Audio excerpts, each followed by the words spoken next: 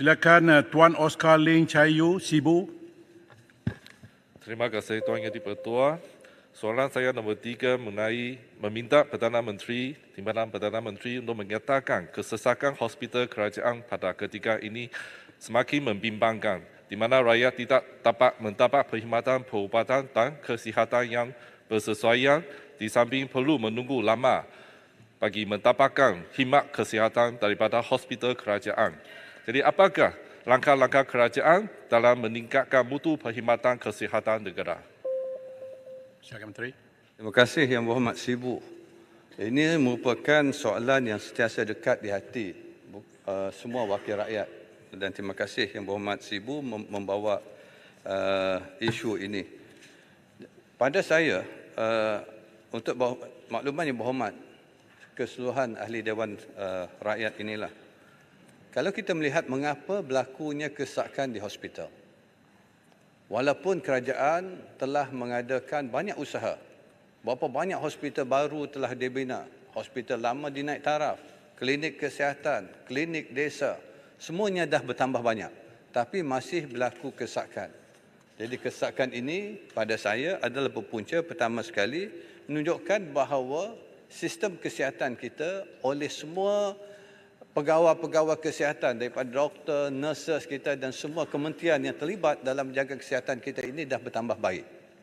Bila bertambah baik, keyakinan rakyat untuk pergi ke hospital sebab perkhidmatan kesihatan yang baik sudah pasti akan merujuk kepada hospital kerajaan.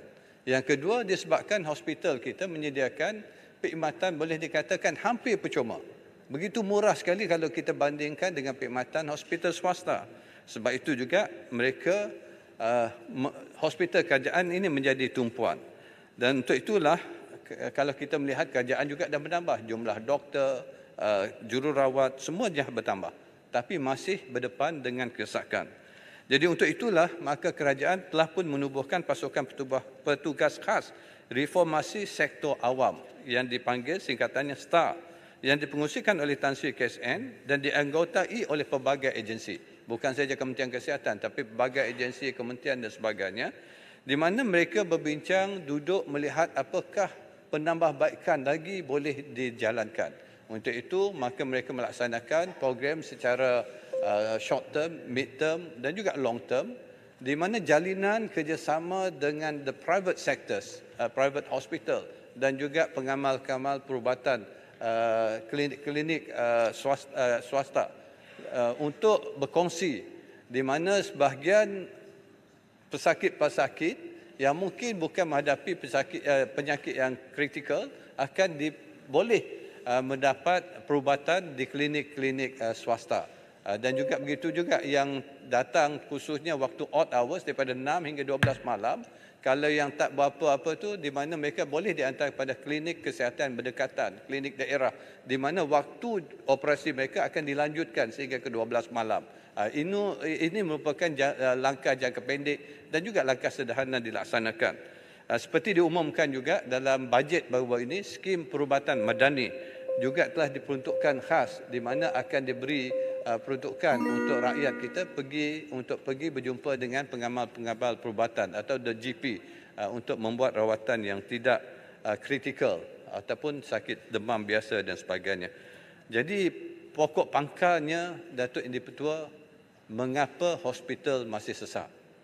Mungkin mutu perkhidmatan kita dah tambah baik, tapi pada masa yang sama memberi gambaran bahawa adakah kita di Malaysia ini merupakan tidak mengamalkan budaya hidup yang sihat.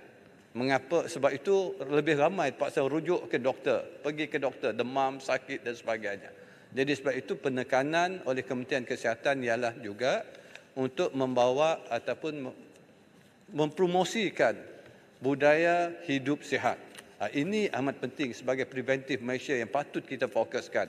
Di sinilah saya kira peranan semua ahli parlimen untuk kita jalankan program bersama dengan Kementerian Kesihatan, doktor-doktor, supaya memberi kesedaran mengamalkan budaya hidup sihat ini di kalangan rakyat kita. Supaya hospital, kita tak payah pergi ke hospital lah.